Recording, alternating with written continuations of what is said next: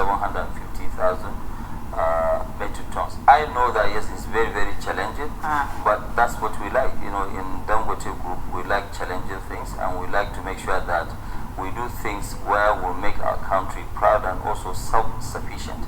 So once we do this, Nigeria will never ever import any oil at all. No. Which is very important, because like I've said previously, I mean, this importation is just way too much, and it needs to be drastically reduced. I mean, well, the moment Nigeria takes this importation into its lowest, ratio, where you have less than 1% of imports, things will begin to go on smoothly.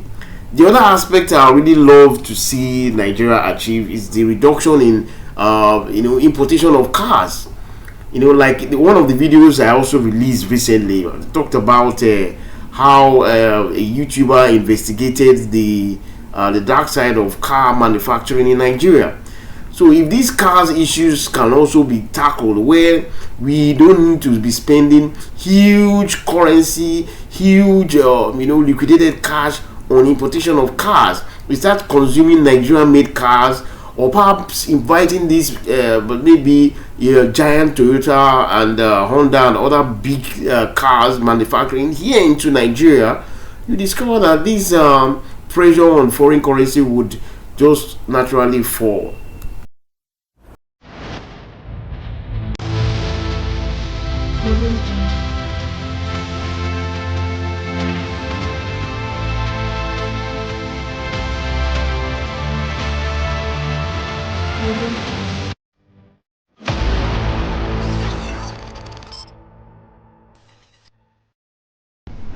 Okay, you ladies and gentlemen, welcome back to the channel.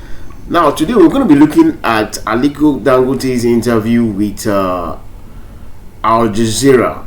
That's the richest man in Africa. All right, the previous one we reviewed the video when he went to the Caribbean and was talking about the refinery. So while we prepare to go through this video, ensure you subscribe to this channel, turn on the bell notification, leave a relevant comment, and then let's just dive into this video and see one or two things that we can learn for life and not for school.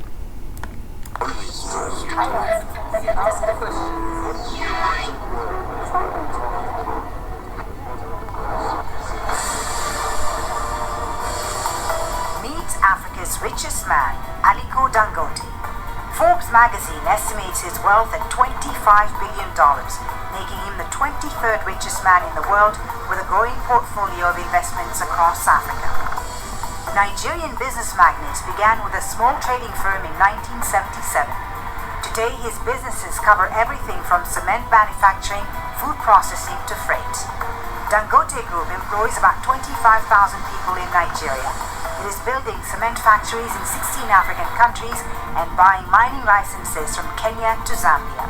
Aliko Dangote has taken on the aura of an economic folk hero for some, turning a loan from his uncle into the most successful business conglomerate in Africa. But to others, he is a villain who's used his political connections to sideline the potential competition. Aliko Dangote talks to Al Jazeera. Now, let's see, why will this man be referred to as a villain by some people?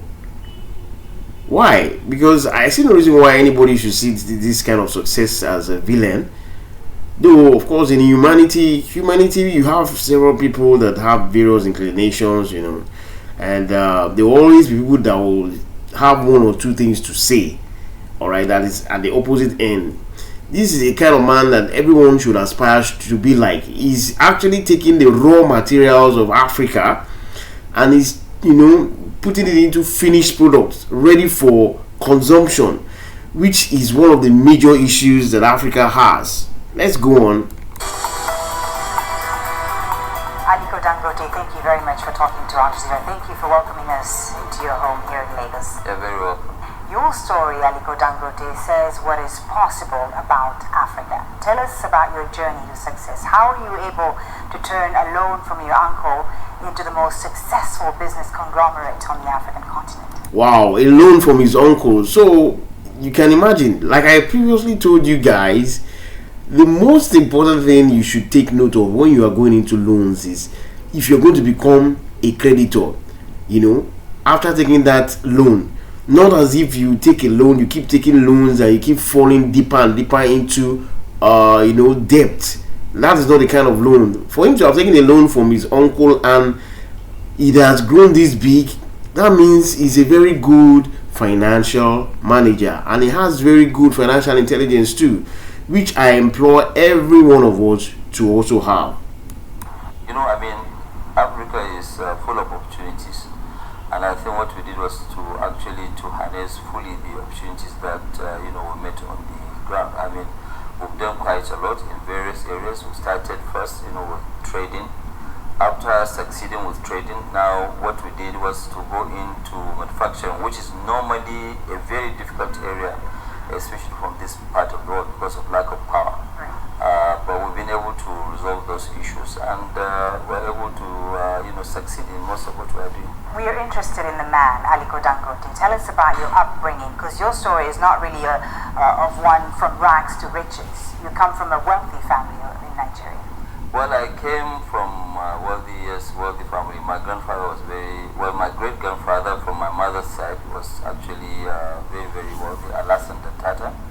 And then his son also, Tata, whom really raised me up because, I lost my dad at the age of 8. And, so after educating me now, he gave me a loan of which I was grateful, and I paid back in 3 months, because business was so good. And, I was able to establish myself from the trading to, manufacturing, and now to a lot of daring things, like the refinery, the agricultural process that we're doing, and also the fertilizer. Right, as you say, your business spans a lot of different sectors: cement, flour, salt. Yes. Let me just ask you this: why commodities in a country like Nigeria, where oil is king? Why not get into the oil business right away? Well, you see, at first, really, what we thought of doing as a company, we said that, look, let us work very, very hard and get there first. Because if we had followed that trend of dealing in oil, would have actually tainted our name, that name, because, yes, the household name, because people will always think that, look, you have made this much money because you did a lot of unethical deals in oil industry, because you know the story of the oil industry. So we actually kept out of oil at all and just concentrated on food items. As you mentioned, you're going up the food chain now, getting into energy, and in particular oil and gas refining. Nigeria has a lot of oil, but not a lot of refined gas, and it has to import most of the motor fuel and fossil fuel. The 90%. Of course, and a lot of people feel that Africa could grow a lot faster with more of its own refinery capacity. So tell us about this project that you've started, and also how tough is it going to be for you? It must be very challenging, because you're going to be competing against the European, the Chinese, and the American companies who are all elbowing each other to satisfy Africa's energy. What we're going to do now, really, we're going to do 500,000 barrels. It was 400,000, but we upped it now to 500,000 barrels of oil refining per day. Then petrochemical of polypropylene of 750,000 metric tons. I know that, yes, it's very, very challenging, but that's what we like. In Dangote Group, we like challenging things, and we like to make sure that we do things where we'll make our country proud and also self-sufficient. So once we do this, Nigeria will never ever import any oil at all. No. Which is very important, because like I've said previously, this importation is just way too much, and it needs to be drastically reduced. The moment Nigeria takes this importation into its lowest ratio, where you have less than 1% of imports, things will begin to go on smoothly. The other aspect I really love to see Nigeria achieve is the reduction in importation of cars. Like one of the videos I also released recently talked about how a YouTuber investigated the the dark side of car manufacturing in Nigeria. So if these cars issues can also be tackled, where we don't need to be spending huge currency, huge liquidated cash on importation of cars, we start consuming Nigerian-made cars, or perhaps inviting these maybe giant Toyota and Honda and other big cars manufacturing here into Nigeria, you discover that this pressure on foreign currency would just naturally fall. Petroleum products, zero, will meet up the full capacity. And we've taken up a land that will allow us to grow 3 times. So we have plans of also further growth. But the challenges, I think, will be able to surmount most of them because, number one, we're a local domesticated refinery. So most of the logistics cost will not be there. And then we don't have to pile up a lot of petroleum products, in stock. Because the refinery is there, it's working. Obviously, yes, maybe we'll have about 15-20 days of reserves. Right. But that's it. Let me talk about the foreign investment in this country, in China in particular. China's presence on the African continent is huge. China has ramped up its investments in Africa. Is China's presence, in your opinion, a win-win for Africa, as they put it? I think it is a win-win situation. We happen to deal with a lot of African, Chinese companies, and we've been doing as contractors. But you see, most of what is happening, the Chinese are coming here mainly for mineral resources, for what they need. But setting up local domestic industries, I'm not really seeing Chinese people participating in local domestic industries. They are very big in construction, they are very big in providing infrastructure, but really bringing foreign direct investment, they are not as much as the European. Because a lot of African businessmen, especially at the local level, complain about the Chinese competition. Well, they complain about maybe different competition in the sense of maybe smuggling of textiles, for example, in Nigeria, because they don't have textiles here, but they are smuggling it in here, where they have killed most of our domestic local textile industries. But participating in the real economy, I've not really seen Chinese doing much there. Why do you think Africa can succeed without relying on the foreign investments like the Chinese investment and well, Africa, can they really do it? Because nobody can do that. You see, what we need to do as Africans, first of all, is to show that confidence that yes, it is possible, it can be done. And then the foreign investors will follow suit. There is nowhere on earth where foreign investors will go and create an economy or make that economy great. No. The local people must move first. When they move first, then they will be supported by the foreign investors. The richest. You see, and this is very, very important. I retreated this point also in the interview we had in the Caribbean, which you also mentioned, which also, of course, you guys that have been following this channel will recall that I talked about that there is just no negotiation or no reason to depend on foreign aid. The local population, the local target, is central, is principal factor to the economic growth of any country. So that is why the local population should never be despised, should never be neglected, all right, including their language. This man in Africa for the 4th year in a row, Aliko Dangote, 23rd on Forbes' rich list around the world. How does it feel being so in a continent which is, for the most part, still afflicted by poverty? Well, it feels a little bit odd, yes, it's true, but then it gives you a lot of thinking and responsibilities. You say, okay, fine, what do I do to impact humanity? And that's why we do quite a lot in terms of our foundation. We spent average of $100 million in Dangote Foundation, which we set up in 1993. And then again, I've just did additional endowment to the foundation, which was $1.25 billion. With that, yes, we do that on the philanthropic side.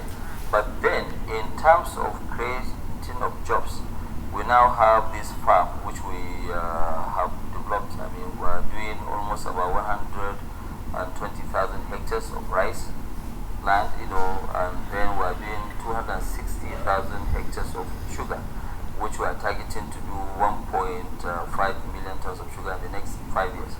This will create 180,000 jobs. So you feel like you're giving back, you're doing enough? Well, we are giving back because we are creating quite a lot of jobs. We are not doing like other Africans where most of the money is in the bank. Right. We don't keep any money in the bank. Whatever we have, we fully invest, and we keep on investing, and that's what we do. Let me ask you something a bit more personal. How do you stay grounded? I mean, you seem like a very simple and humble man. Usually in Africa, when people are rich, they tend to flaunt it. I speak here from experience. How do you stay grounded? Which experience did you? I wasn't rich, unfortunately, but from the different things that I've seen around the continent, even when it comes to the leaders of the African continent. I can really tell you the truth. My upbringing from my late grandfather really helped me quite a lot. He was a very, very humble person, and sometimes he used to drive himself, and that's what I do now. Even on weekends. Right now, once I finish this interview with you, I won't go out with the driver. I'm going to go alone, and I'm going to drive myself. I mean, I feel safe, and really I don't have any issues with that. It's always better to be humble. They say that no condition is permanent, so I want to always. And I like that his attribute of being humble, because like his saying goes that God draws nigh. He draws the humble closer, okay, and looks at the proud afar off. It's never a good thing to be proud. No matter the achievements you have, humility is always very, very important. Run my life, whether I have money or I don't have money, I can run it, and it's true. I'm sure your life is more expensive to run than mine. I don't know about that. Well, I'm sure. Nigeria is Africa's #1 oil exporter, as we've said, but also probably the largest importer of petroleum products. A paradox, because really it's a system that's full of corruption. There's no denying it. So you've said, and I've heard you say this in several interviews, that corruption doesn't stop business. What do you mean by that? Well, corruption doesn't stop business. There's no country without corruption. Even our own in Africa is well pronounced because we have very weak institutions. What you need are very, very big institutions, so that when you cross the line, there's somebody that will deal with you squarely. But be it in America, in Europe, or anywhere, these are countries that also have corruption, not at the same level with what we have in Africa.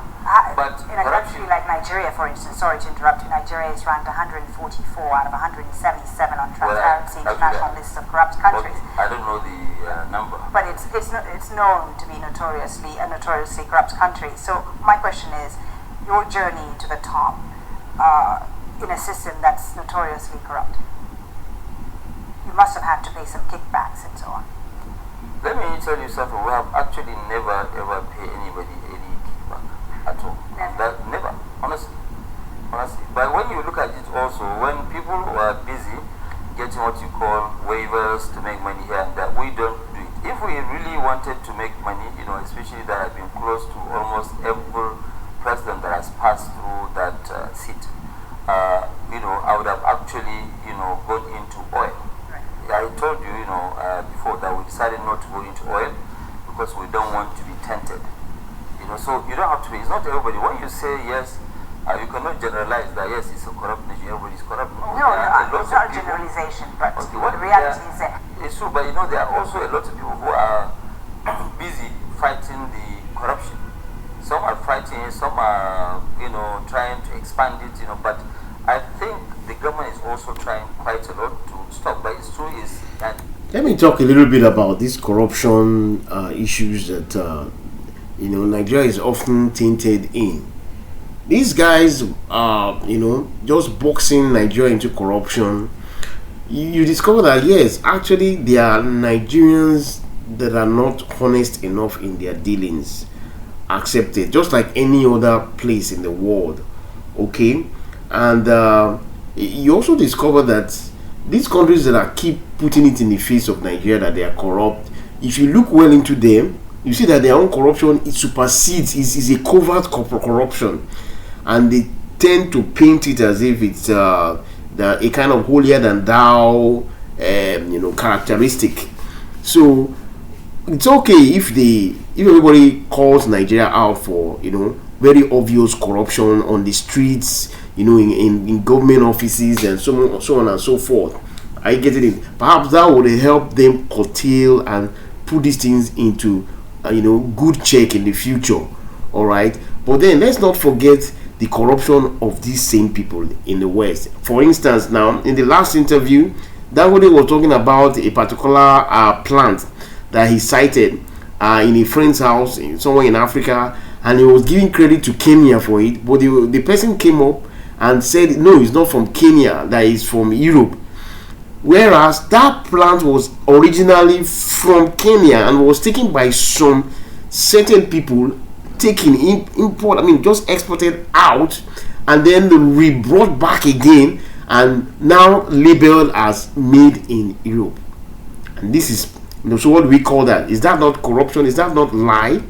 So the main point is this: Nigeria is corrupt. Yes, there are a lot of issues, infrastructural issues, but these things hopefully are being dealt with one by one. And in the future, we are really hoping that Nigeria is going to be the real, relevant, and trustworthy, economic giant of Africa.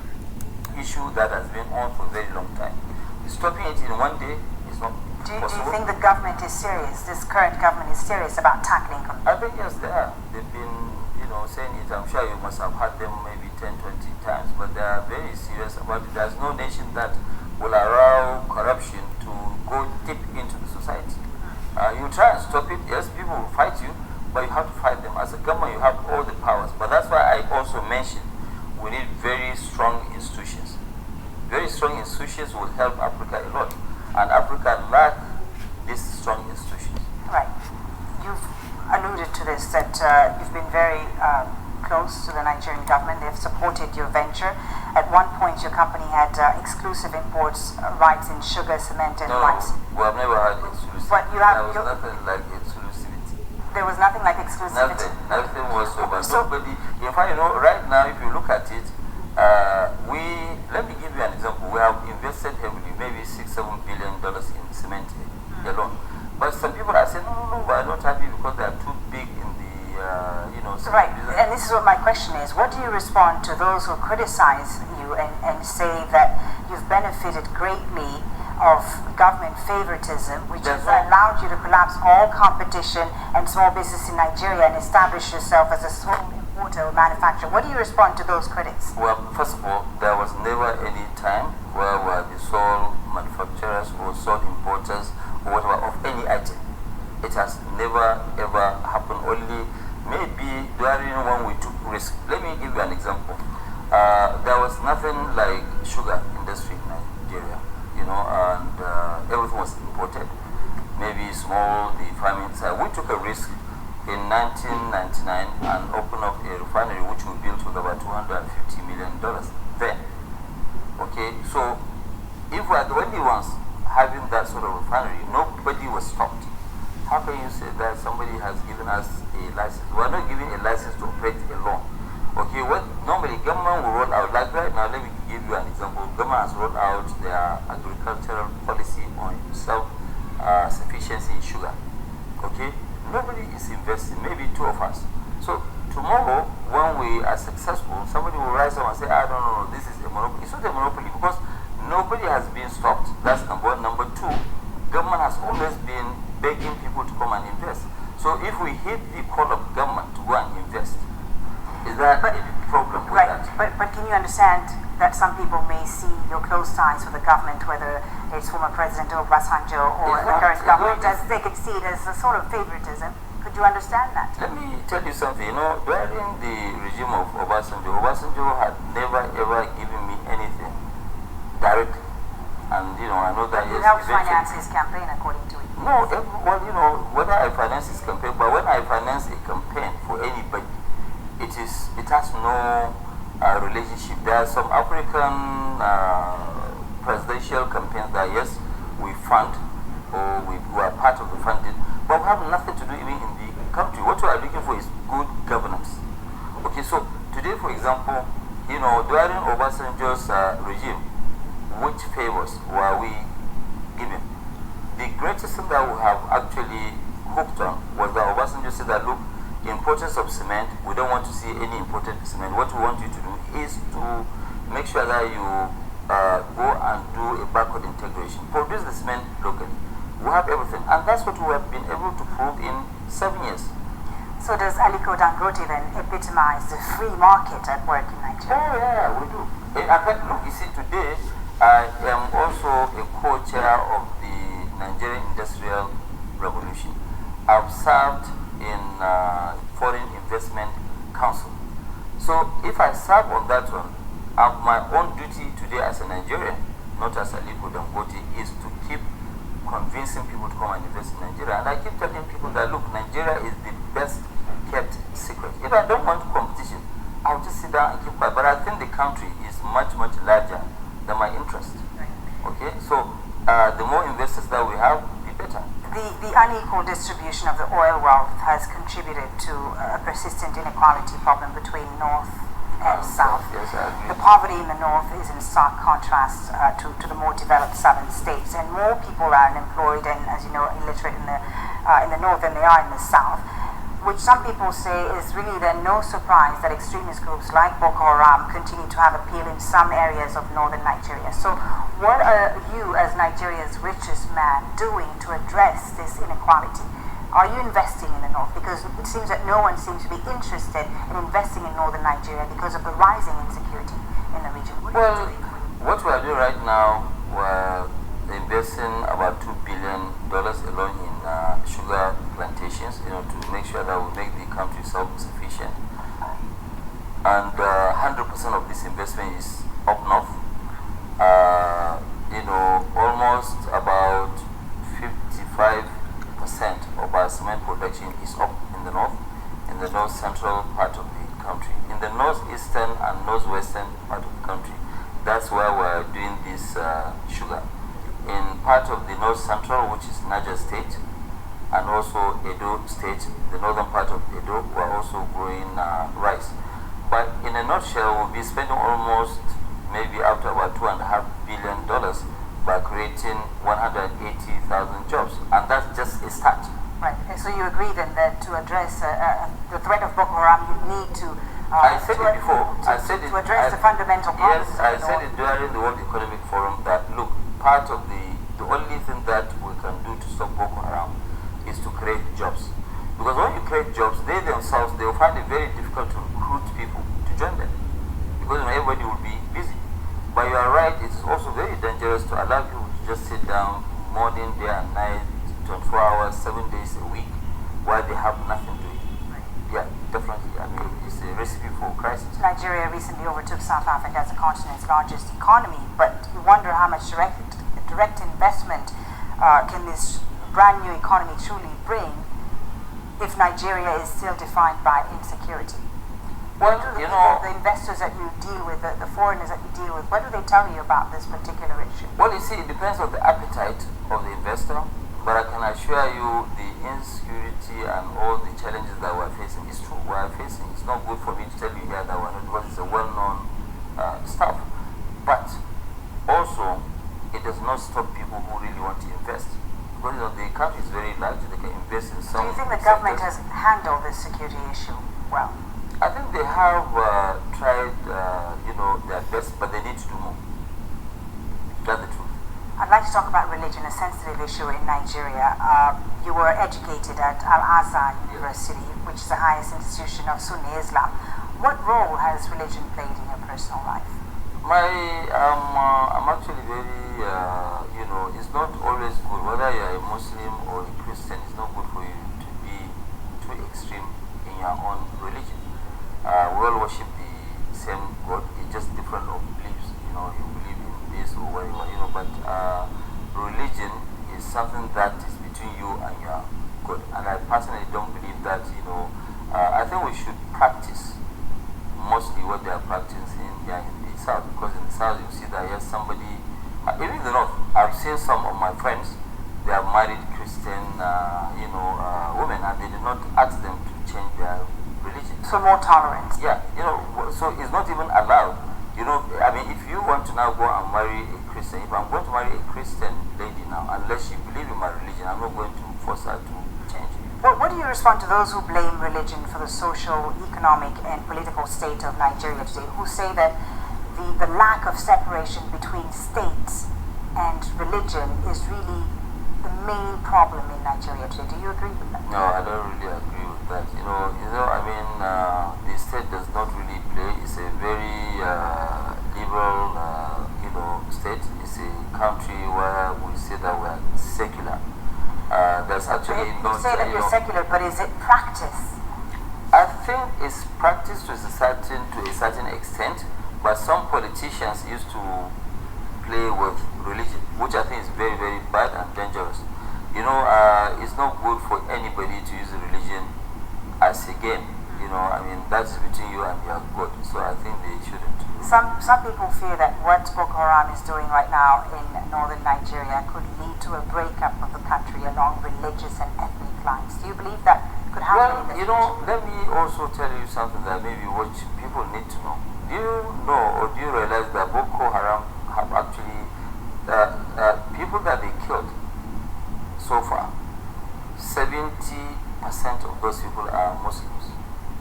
So how do you define, so it means that they are not fighting Christians. I think there are just some people who are trying to create issues and problems in Nigeria, hiding under this, Boko Haram issues. It is a pity, but I'm sure now everybody has woken up, and I'm sure everybody will do his best. It's not only government alone that will do it. Almost every single person in the society will have to rise up against this, madness. Everyone has a role and responsibility. Everybody has a role and responsibility. So as you said yourself, you're from the prominent Dantata family of Kano State, who have a great deal of influence in Nigeria's Muslim community. You have a lot of money, Aliko Dangote. You have strong political connections. So have you ever considered running for office? Have you ever considered leaving business and getting into politics? It's just like clapping. There's no way you can clap with one of your hands. You need another hand. Even when you go into politics, if the economy is not doing well, what are you going to rule? You want to rule people in poverty, right? Which is not right. So I think people who are specialists in politics will support the good ones. They will go and run the political side of this. My own role is to see how can I develop Nigeria? How can I create jobs? What gives me joy is how many people I've actually helped through job creation, through doing so many things, and in future I want to make sure that Nigeria is self-sufficient in rail lines, in power, in a lot of things. So I can do my own contribution. I don't have to become president of Nigeria to So those who say Aliko Dangote for president, tell them. No, I've never heard that word. I'm only hearing it for the first time from you. No, I've read it many times. A lot of people think okay, what you are telling me, I've never heard it, but no, I mean, to be serious, I don't have any intention. Aliko Dangote, thank you so very much. Thank you very much. So that's just about it. I want to just, I'm so happy and also would love to state that, a lot of propagandas are in circulation. Like this interview now has dispelled so many, propaganda going on. Like people accusing him that he has, sponsorship or he has funds from the Nigerian government. This man obviously is a man of integrity, and is also a man that is as simple as ABC. And I also like his passion about creating jobs for Africa and how he addressed his contributions to alleviating poverty in Nigeria. And that is what people with funds, people with capital, liquidated cash should do.